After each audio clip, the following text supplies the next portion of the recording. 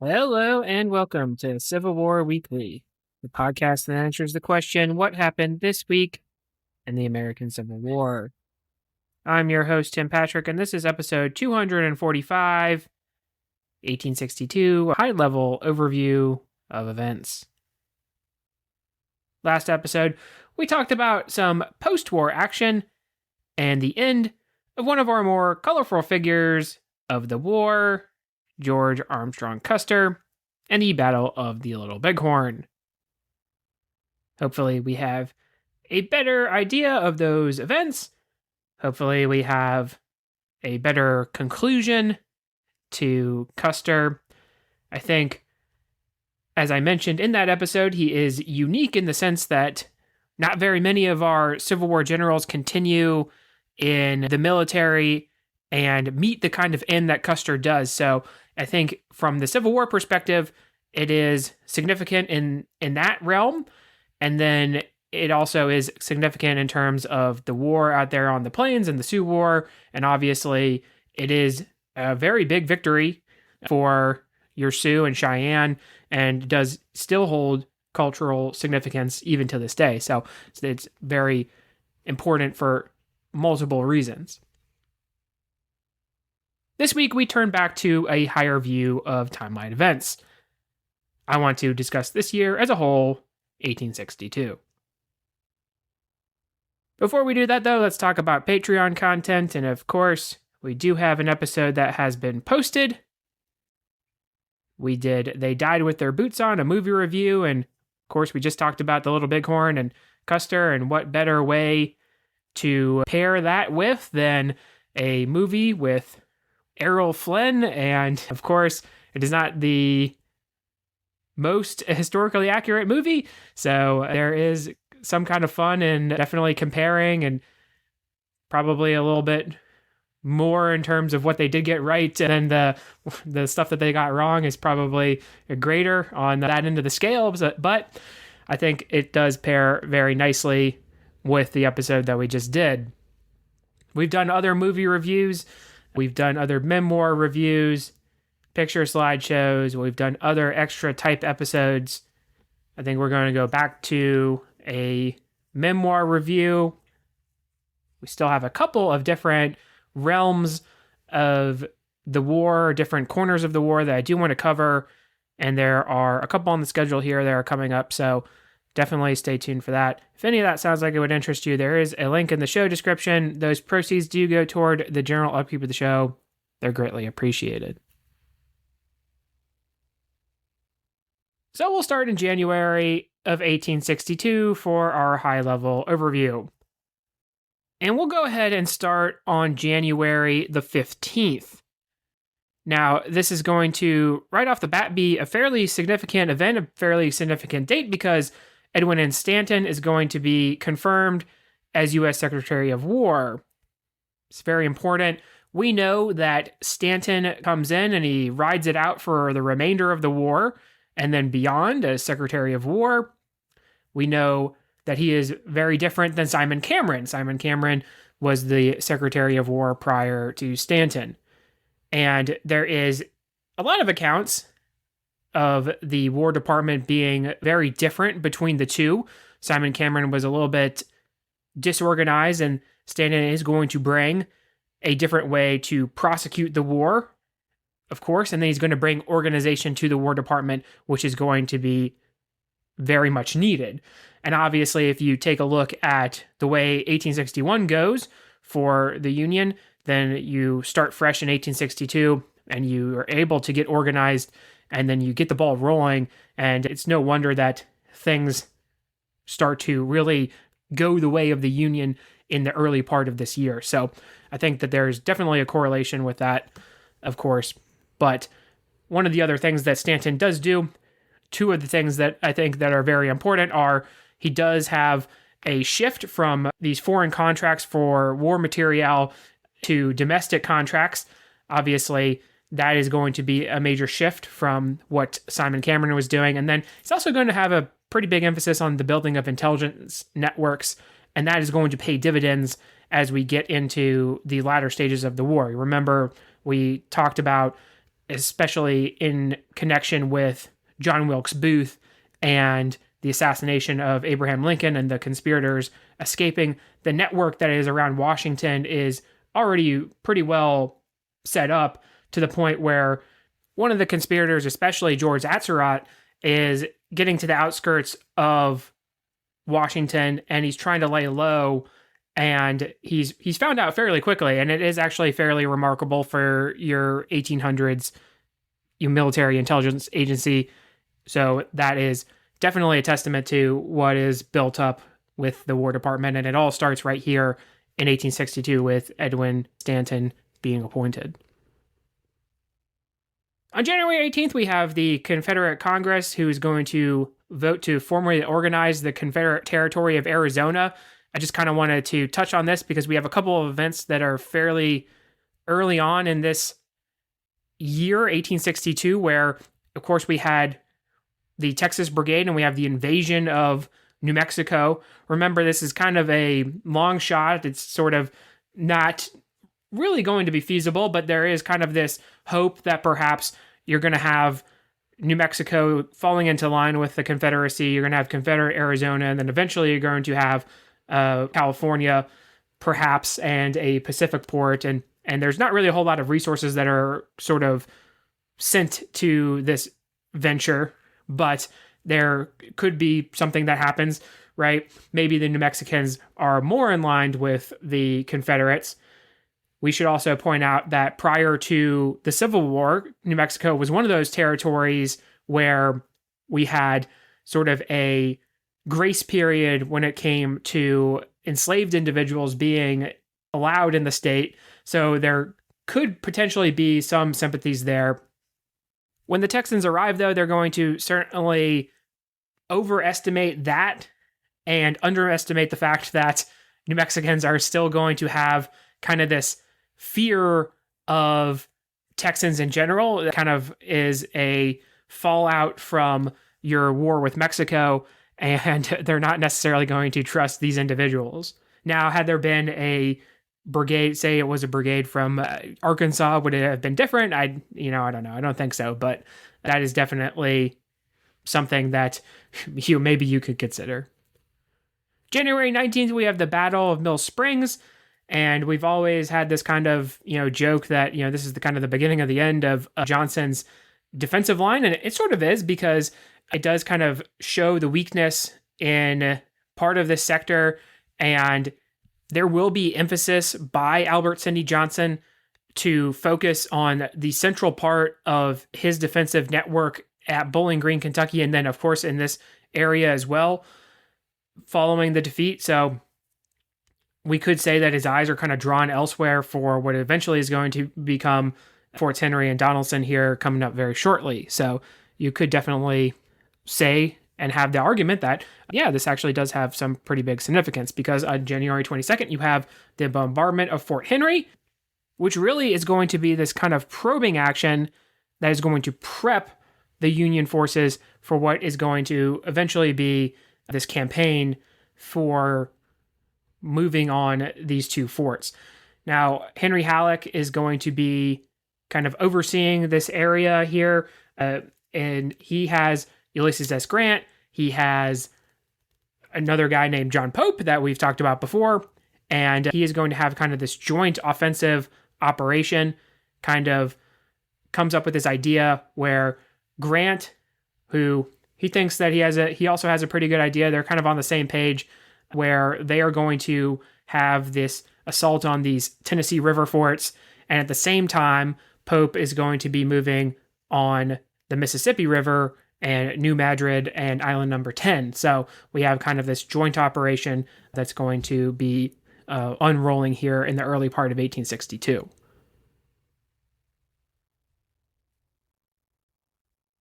The USS Monitor is going to be launched on January 30th.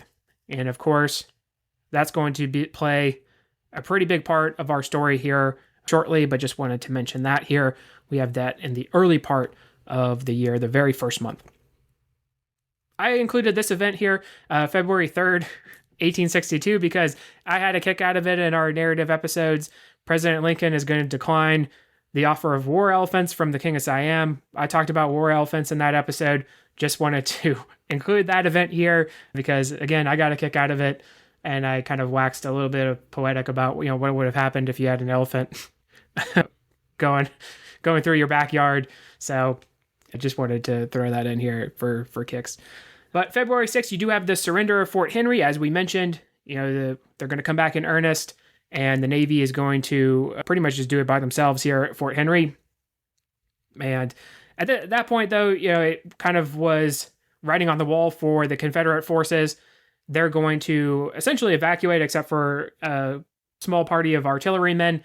And significantly, though, Lloyd Tillman is going to be there, and that is going to create this sort of command situation at Fort Donelson that is going to not necessarily be ideal. Tillman is going to at least be the most familiar with the area, and he is going to remain at Fort Henry for reasons that we can only sort of assume is why he does this, and he is going to go down with the ship, so to speak, and then we're going to have a situation at Fort Donelson that is subpar for the Confederates. February 7th and 8th, we have the Battle of Roanoke Island. Remember, we have Burnside and his operations there. We had some early kind of victories out here on the coast, North Carolina coast, and then we have the destruction of a Confederate mosquito fleet at Elizabeth City. Again, continued operations on the coast, kind of some early victories there in 1861, and they're kind of continuing to have this sort of hold on the coast here, and there will be some continued focus there on the part of the Confederates as we get into even 1863, 1864. February 14th through 16th, we have the operations that are going to be around Fort Donelson, whether it's going to be the Union ironclads, we're going to have the Confederate breakout attempt, and then eventually we're going to have the surrender to U.S., unconditional surrender. Grant Wright have his famous nickname out of that. Of course, we mentioned how Lloyd Tillman is going to go down. He's going to surrender, and then that creates this sort of command situation where you have John Floyd, you have Gideon Pellow, you have sort of a conflict when it comes to the overall objective and understanding what the overall objective is going to be. And we're actually going to talk about that in a future episode that we have on tap here for not only Albert Sidney Johnston, but we did talk about it when we did our Fort Donelson Redux episode, so won't go too much in depth with that, but it is going to lead to the surrender of a large number of Confederates, more Confederates than the Confederate defensive line can afford to lose, and that is going to eventually lead to February 25th, the federal troops occupying Nashville. February 20th, the 21st, we have the Battle of Val Verde in New Mexico. Remember, we just mentioned the Confederate invasion. Val Verde, important. Kit Carson is participating in that battle. And we also have our only Lancer charge of the war, Confederate Lancer charge in the war. It's not going to be successful, but we do have that. So just wanted to throw that in here.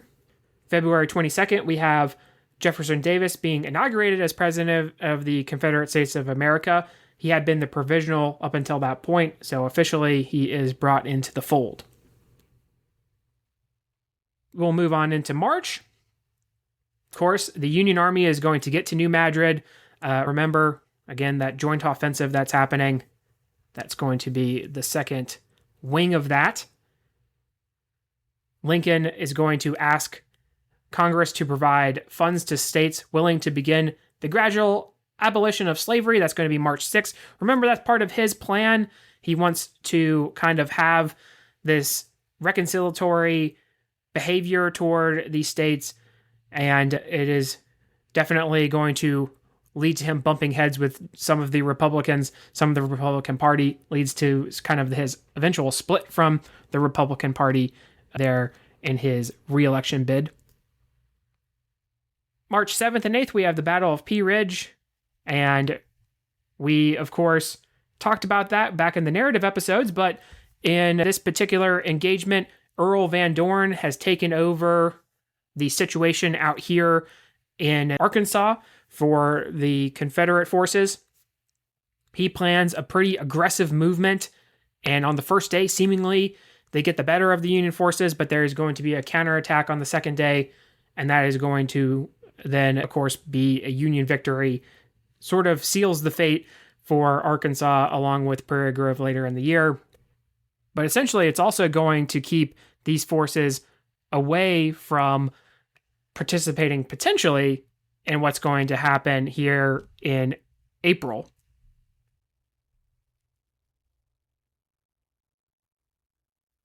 March 8th, we have the CSS Virginia, who's going to engage and destroy the USS Cumberland and the USS Congress.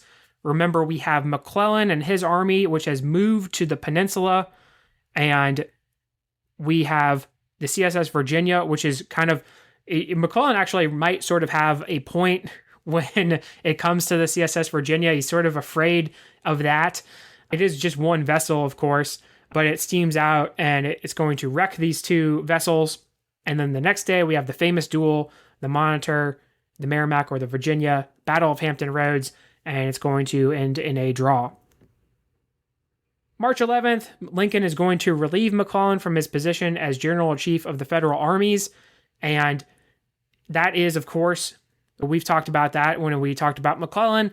He needs to focus on what is happening in Virginia, and Lincoln's going to say, hey, well, you need to take some of this stuff off your plate. I'm going to do that for you, so you need to focus on getting at Richmond. March 14th, New Bern, North Carolina captured. Remember, we talked about that. Continued gains there for the Union on the North Carolina coast. New Bern is going to be the subject for some Confederate continued operations there in the future. March 14th, Union forces are going to capture New Madrid, and we talked about, again, that's going to be the successful second wing of that joint offensive. March 23rd, we have the Battle of Kernstown, 1st Kernstown, Virginia. That's going to end in a Confederate defeat, but it is important nonetheless because Jackson had attacked these Union forces and it had kept the attention, at least, of the Union forces in the Shenandoah Valley. We talked about that when we talked about Stonewall Jackson. And we can kind of see in this kind of high-level overview just how important that engagement was, because a lot of things are going the way of the Union. So far, we've listed a lot of Union victories.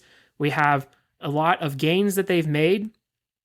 So the ability to have this kind of offensive action, even though it technically is a Confederate defeat, to have some kind of life here, I definitely think we can kind of see the significance of it when we list all these events out here. March 28th, we have the Battle of Glorietta Pass, and that is going to technically be this Confederate victory, but the Union forces under John Chivington are going to be able to destroy their supplies. So it's going to be this kind of Pyrrhic victory for the Confederates. They're going to have to withdraw from New Mexico after this. So Glorietta Pass, the Gettysburg of New Mexico, right? It's always the Gettysburg of whatever. So Glorietta Pass out there.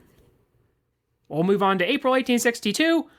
Federal ironclad gunboats run the batteries at Island Number 10, the Mississippi River. Island Number 10, of course, strong defensive position there. April 5th, we're going to begin the siege of Yorktown. So remember, we were gathering at Fort Monroe there on the peninsula, and now we are moving to Yorktown, beginning the siege there. John Benken Magruder doing a good job marching his troops back and forth, kind of peacocking a little bit. And Johnson, Joseph E. Johnson, that is having to shift his forces down from Northern Virginia now to meet that threat. Of course, April 6th, we have the Battle of Shiloh. The forces under Albert Sidney Johnston are going to attack Ulysses S. Grant, and they are going to successfully pull off the surprise attack, and on the second day, be counterattacked. And of course, it's going to result in a Confederate defeat, and Albert Sidney Johnston is killed during that fighting, significantly enough. So we do have that, and Fallen Timbers happens there April 8th. It will end the pursuit of the Confederate forces, and it will also solidify Nathan Bedford Forrest as one of the bright spots for the Confederacy, bright spot in terms of a cavalry officer during that engagement. April 8th, Iron Number 10 falls. John Pope has this big W, And he's going to kind of ride this W all the way to commanding in the east here. April 10th, we have the Battle of Fort Pulaski beginning, and then April 11th, we have the surrender, right? Remember, it's a brick fort, so we bring up some heavy guns, blow some holes in it, still go there, see the damage, right? So it surrenders fairly quickly. April 16th, slavery is abolished in the District of Columbia, and that's actually kind of surprising, right? We had slavery as being something that was totally acceptable in the nation's capital all the way up here until April 1862, right? So definitely when you see that on paper and really put that into context with these other events, it is actually interesting to see how this falls in. April 18th, we have the beginning of the bombardment of the forts here below New Orleans. April 24th, the fleet's going to pass New Orleans. We have the surrender of New Orleans, right? That's going to be a huge loss for the Confederacy. It is the largest city for the Confederacy, and really, if you're wanting to have any hope of being comparable to, say, New York City, that is being able to bring in any kind of immigrants, that is the one thing that when we get to the back half of the war, the Union and the North are just able to do that. There's a constant supply of individuals that are going to keep coming in. New Orleans is going to really be the only city that you're going to be able to even hold a candle to. So you don't have that anymore.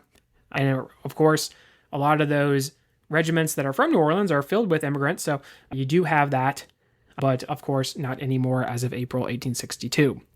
April 29th, you have the Union Army group that is advancing on Corinth. Halleck is very cautious in his advancement on that city. May of 1862, we have the Battle of Williamsburg on May 5th. This is going to be a fairly significant engagement combined with Eltham's Landing at West Point. It's going to be one of the first major engagements for the Texas Brigade. And then we have McClellan, who is going to see what happens at Williamsburg, and that's going to even make him even more cautious. So we have that significance of that battle there. Battle of McDowell in Virginia. So that is going to kind of kick off this string of engagements that Stonewall Jackson is going to fight, and he's going to start racking up these wins. Now, again, we talked about this in the narrative. We talked about this in his episode as well, that there are some people who argue that he is not facing the best when it comes to Union general officers, but he is able to bring about these victories against who he is facing, right? You have to win against who you're playing, right? You have to win the game you're playing. And he is able to bring about these victories in a time when the Confederacy desperately needs them. On May 10th, the Union forces are going to capture Norfolk, and that means there on May 11th, we have the destruction of the CSS Virginia. So we have the blowing up of that so that the Union forces do not capture that. Things, of course, not really going well here around Richmond, but we do have the Battle of Drury's Bluff here in Virginia. That is going to stop the naval incursion up the James River. A lot of heavy artillery fire from a high bluff over the James. Of course, that's going to be like what Jackson is doing in the Valley. It's going to be a little bit of a morale boost for the Southern defenders. May 20th, Lincoln is going to sign the Homestead Act. And we talked a little bit about the Homestead Act in our narrative episodes. Government land for any kind of claimants who are going to take this on, and they're going to give a set number of years to then improve the land, right? So it's going to be kind of this, you could call it sort of this free soil kind of initiative, right? Go settle this land that we have that's available. Sounds pretty good on paper, right? Something that Lincoln rolls out here. May 23rd, we have Front Royal. May 25th, we have First Winchester. It's a huge disaster for Nathaniel Banks. So we have continued action for Jackson in the Valley. On May 29th, 30th, we have the evacuation of Corinth, Mississippi. Halleck is able to capture that city. And of course, that's going to elevate him to Washington and the kind of dispersion of this army group that he's created. May 31st, we have the Battle of Seven Pines. That's going to begin. And then June 1st, we have the ending of that battle. And we've talked about that battle. We did a Redux episode on it. But June 1st, we have Robert E. Lee, who's taking command of the Army of Northern Virginia. Very much up until this point, it is Joseph E. Johnston's army. And there are those who argue, some sources that I've seen, that Joseph E. Johnston wants that army back. And even though he's been bouncing around in other places, and he will bounce around there, he'll be there in Jackson, Mississippi. He'll be kind of on the outskirts of Vicksburg. He will then take over during the Atlanta campaign. And then, of course, he'll be in North Carolina at the end of the war. Even with all these other assignments, that is really the one thing that he wants to do, is he wants to take back over the Army of Northern Virginia, and he's just not going to be able to do it because once Robert E. Lee takes over, once he goes through the 7 days that we're about to talk about, he's just not going to give it back, right?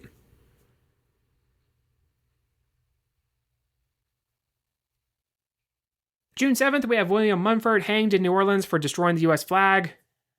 I only mentioned that because we have Beast Butler being the occupier here. There's going to be a lot of propaganda for him, a little bounty on his head, right? He's going to be one of these guys who is going to get a lot of negative press in the South. We have also Robert Milroy as another guy who's going to be a heavy-handed there, remember, in Winchester. And we'll talk about that in 1863, of course, but that's why I am mentioning that here, June 7th. June 8th and 9th, we have the Battle of Cross Keys and Battle of Port Republic. So again, two more victories that kind of conclude the Valley campaign for Stonewall Jackson. And June 12th, we have Jeb Stuart riding around McClellan. So let us kind of take a step back here. We have, up until this point, when Robert E. Lee takes over, we have a lot of things that have gone wrong for the Confederacy, and we can really highlight that with this high-level overview.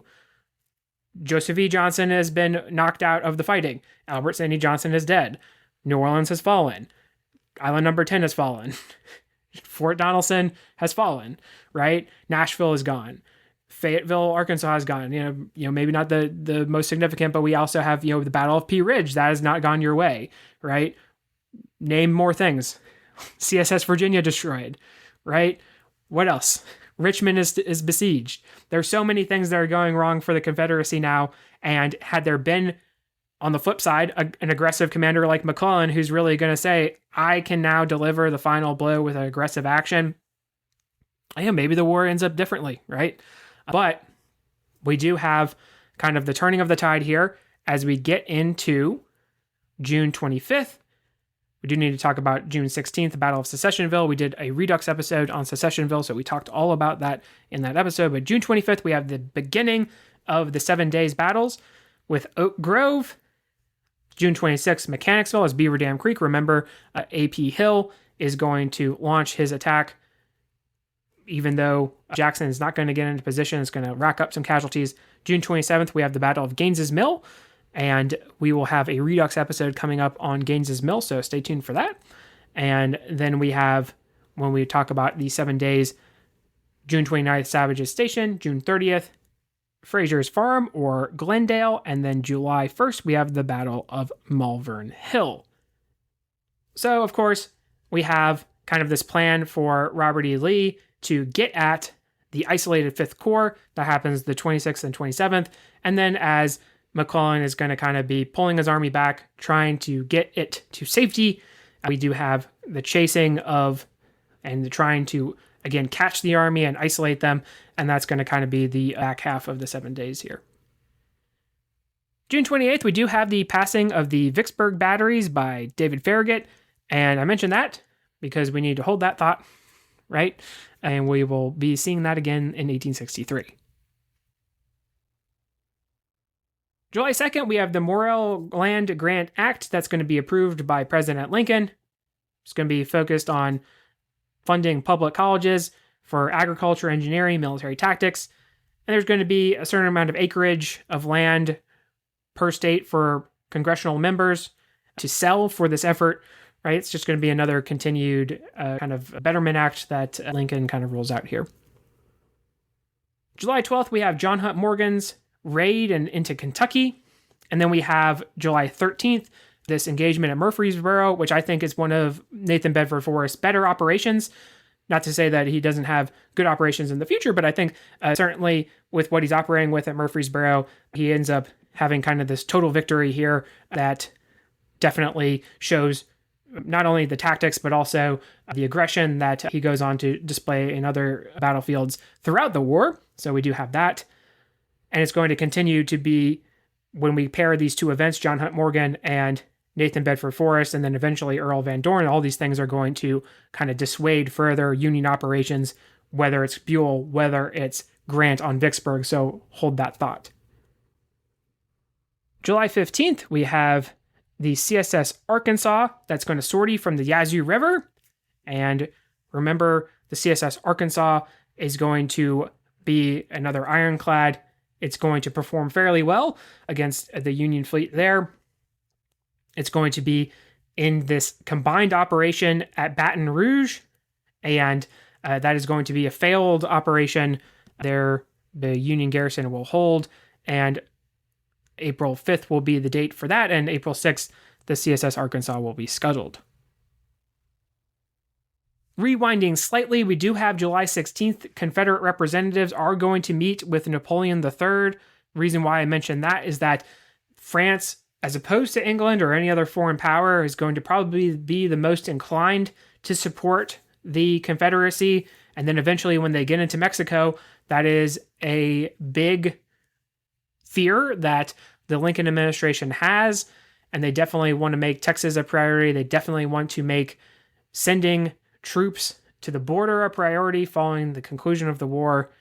And there's always this kind of thought that, maybe if we combine against France and kick them out, right? Monroe Doctrine, remember that? And then, maybe we can really solidify the country once again.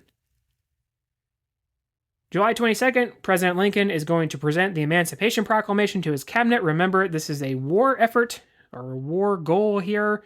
Emancipation Proclamation, this is the idea here. He presents that here July 22nd, 1862.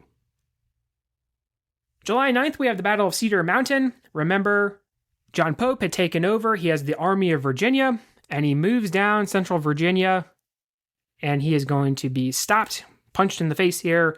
Cedar Mountain, Jackson, not necessarily his best day, but he gets the job done. Cedar Mountain, and then Pope seemingly is going to be on the back foot from there on out. April 17th, we have the Sioux Uprising beginning in Minnesota. That's going to result in the largest mass execution American history. There, the Sioux Uprising. And then, oddly enough, we can pair that. We just mentioned John Pope, and eventually he's going to be sent out to Minnesota following Second Manassas later in the month. Catlet Station happens July 22nd. And then 27th, we have Jackson getting into the supplies at Manassas Junction. That follows his flank march, right? And then we have the engagements 28th through the 30th, Bronner's Farm, and then we have Second Manassas proper with the 2 days. Following that results in a Confederate victory. We've talked about Second Manassas a little bit when we talked about John Pope, and we will actually talk about it again in a future episode. We're doing a kind of a comparison look into First Manassas, Second Manassas here. So we will talk about that here in the future. July 29th, we have the Battle of Richmond, Kentucky, July 30th there. And remember, we had to skip over that in our narrative episodes, but it is fairly important. It is one of the more lopsided battles of the war. Bull Nelson is going to be victimized here, Kirby Smith, and it is going to be part of the joint operations that are going to happen into Kentucky here. September 1st, the Battle of Chantilly. This is going to be part of the effort for the Confederates to then get at the Union Army after it has retreated. And they're going to kind of be stopped, even though Chantilly is really more of a Confederate victory, but they're going to kind of be stopped at Chantilly. As we get into September, though, I do want to kind of take a pause and we can look at what's been happening. And then we can really get an idea of just how much the momentum has changed. And I've said it before in these episodes that, in my opinion, the fall of 1862 is where the war is won or lost, right? We kind of had the momentum being solely on the part of the North and in the early part of the year, and then it has completely shifted, and we have the closest thing that we can possibly have to a joint offensive for the Confederates, whether it's the main theater, the sub-theater, and we'll call it the Trans-Mississippi here, with Earl Van Dorn and Sterling Price. All these things are going to happen at once, and if there's success 2 out of the 3, right? 3 of 3, 2 out of the 3, right? There could be some kind of movement toward foreign intervention, and that is going to be the closest that we come to that, in my opinion, more so than 1863. And so this is really the most important part of the war, I think, when it comes to wins or losses. But we will start here in the main theater of the war in the East. Major General George B. McClellan is going to take the reins once again September 2nd. Pope's not the guy. We need somebody who is familiar with the Army, familiar with Army command. So it kind of narrows it down just a little bit. We got to have George B. McClellan in there. He's got to be leading. And then, of course, we have the Antietam campaign. We have the finding of Special Order number 191 that is going to sort of lay out approximately the troop strength, approximately where the Confederates are going to be. And then we have the Battle of South Mountain on April 14th. And we will actually talk about the Antietam campaign prior to the Battle of Antietam in a future episode, so do not worry, we will cover that. September 15th, we have the capture of Harper's Ferry, and that is significant in that had Harper's Ferry not fallen, had there been some kind of pause there, had there been some kind of relief there, then we probably do not get the Battle of Antietam that occurs on September 17th. And of course, September 17th, Battle of Antietam, the bloodiest single day of combat in American history, even though there's a little bit of fighting the day before, right? That we like to point that out, but the bloodiest single day of fighting in American history there at Sharpsburg in Maryland. The same day that Antietam is occurring, we do have Munfordville, Kentucky, that is surrendering to Confederate forces. Now, Munfordville is important to the Heartland campaign, to what Braxton Bragg is doing, because he sort of wastes time there. There is kind of this thought process that he didn't necessarily need to do anything at Munfordville. There is a costly attack that he launches, and he could have certainly bypassed Munfordville. There's also a counter argument that maybe he would not have necessarily allowed this force to be in the rear, but we have Munfordville, takes up some time, and there are those who kind of point out that he doesn't necessarily know what he wants to do in Kentucky, and it's sort of a campaign that doesn't necessarily have a goal, and there's a lot of stock that is put into maybe necessarily gaining these recruits from Kentucky. Maybe there's a lot of stock that he's putting into eventually Kirby Smith combining with his forces. Kirby Smith doesn't want to do that. And this is kind of where you have sort of the fault lying with a little bit more Jefferson Davis, who should have put his foot down and said, Kirby Smith, you need to be under Braxton Bragg. Braxton Bragg is going to give you orders, and then combine these two forces. September 19th, we have the Battle of Iuka. Remember, William Stark Rosecrans and his forces are going to engage Sterling Price at this battle. There was supposed to be this kind of joint operation with O.C. Ord, but there's an acoustic shadow. Grant had attached himself to Ord, but Rosecrans gets the better at Iuka. September 19th, 20th, we have the Battle of Shepherdstown. That is the Confederate Army of Northern Virginia retreating back into Virginia. There's a little bit of an opportunity for the Union forces to have caught the Confederates there, but they are not going to be able to do so. September 22nd, Lincoln is going to issue his preliminary Emancipation Proclamation, right? Antietam, good enough, right? We did what we needed to do. Certainly, I've talked about it before. I think that Antietam is a Union victory, and George B. McClellan does what he needs to do. Now, he's not the right guy for the job to then continue stuff after. Obviously not. But, again, good enough for the Emancipation Proclamation. October 3rd, we have the Battle of Corinth. We have Earl Van Dorn, Sterling Price attacking. Rosecrans He is in a little bit of a tight spot there. It's kind of touch and go for a little bit, but the Union forces are going to hold and defeat the attacking Confederates. October 8th, the Battle of Perryville happens. This is going to seemingly be a Confederate victory. However, we know, again, there's an acoustic shadow, and part of the Union Army is just not going to make it to the field. And had they been there, it would have been sort of a tough time for the Confederates. So Braxton Bragg is going to retreat and get to Harrodsburg, where there will be some skirmishing. So there we have it. We sort of have the conclusion of this fall, where a lot hinged on these joint offensives, started in September, and it sort of ends by the middle end of October, right?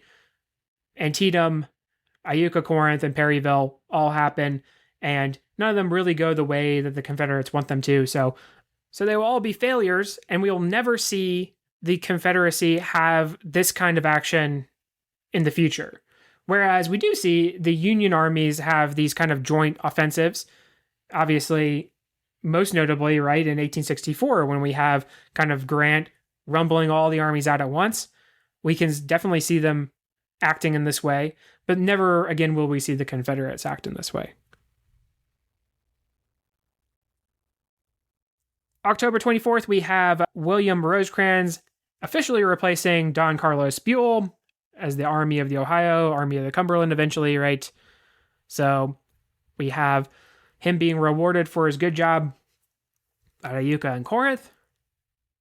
Island Mound happens October 29th, and that's in Missouri. Remember, we have African-American soldiers being part of that fight. This is the first time that this is happening during the war, so that is significant there. It happens here in the fall of 1862. November of 1862, November 5th, we have Lincoln officially replacing McClellan with Ambrose Burnside. Ambrose Burnside, the reluctant general. We talked about that when we talked about him in his episode here. Kind of had the beginning of the Stones River campaign with the engagement at Hartsville. That's going to be a big setback for some of these rookie Union troops that are victimized in that battle. December 7th, we have the Battle of Prairie Grove. Remember, we talked about Pea Ridge at the beginning of the year, in March of 1862, Prairie Grove. Thomas Hindman had kind of put together this very much martial law state of Arkansas, and he did a pretty good job of piecing things together, but unfortunately for him, he is going to run into guys like James Blunt, Francis Herron, and they are going to defeat him at this battle. And that's going to, again, kind of seal the fate for Arkansas. December 11th to the 15th, we have operations there in Fredericksburg, culminating in the Battle of Fredericksburg. And we will have a Redux episode in the future on Fredericksburg. We'll talk about that again in the future, so stay tuned for that. USS Cairo is sunk on the Yazoo River. One of the things that we kind of have not talked about that's been happening in the background is Ulysses S. Grant has begun his operations for Vicksburg, his sort of Thomas Edison finding, whatever, 1,000 ways to not make a light bulb or whatever that he's doing here, all his different attempts to get at the city. So we have that. We have December 20th, Earl Van Dorn raiding Holly Springs. That's going to really disrupt his operations. We can combine that actually with Chickasaw Bayou that occurs here at the end of the month, December 26th to 29th. That's kind of when that operation happens. Sherman attacks a pretty strong defensive position, and he's going to get repulsed in that engagement. So that will end that attempt at Vicksburg. In the meantime, December 22nd, we have Morgan, who is going to launch a raid into Kentucky. Seemingly, he's doing a couple of these, right? Launching some raids into Kentucky, disrupting operations. Jeb Stuart has his Stafford County raid, his famous Stafford County raid. Remember, he's going to do a little thank you note there in that raid. It's going to get under some people's skin. And then we have Nathan Bedford Forrest, December 31st. We're going to close out the year here. He has his clash at Parker's Crossroads. That's where we have the famous charge them both ways quote from Forrest. And then the 31st, we have the Battle of Stones River. That will, of course, end in 1863. So we have the beginning of that here, there, Murfreesboro, Tennessee, December 31st. So that is a very high level view of the events that occurred in 1862. I hope this was at least interesting, if not gives us a better picture of just how some of these were fitting together at the time. And I think, again, I mentioned this when we talked our 1861 episode. Sometimes it is tough, and it's tough when we're kind of jumping around in our narrative episodes. Sometimes we're not doing things necessarily in order. So having an episode like this to kind of go through these events and talk about them and really piece them into the puzzle that they are, I think can be helpful. So definitely wanted to do this episode here, and we'll, of course, we'll do one for 63 and 64, 65 here in the future. Next time, we will go ahead and return. It's been a long time, but we are going back to Pennsylvania. We're going back to Gettysburg, and there's no episode that I could think of better to do. We kind of talked about it all the way back when we did our narrative episodes. We are going to redux the wheat field at long last. So stay tuned for that. If you like what you hear, please make sure to leave a review. Posted in the description should be a link to the website as well as Patreon information. Support for the general upkeep of the show is greatly appreciated. Feedback's always welcome. Questions, comments, concerns, the email is cwweeklypod@gmail.com. Thank you all so much for listening.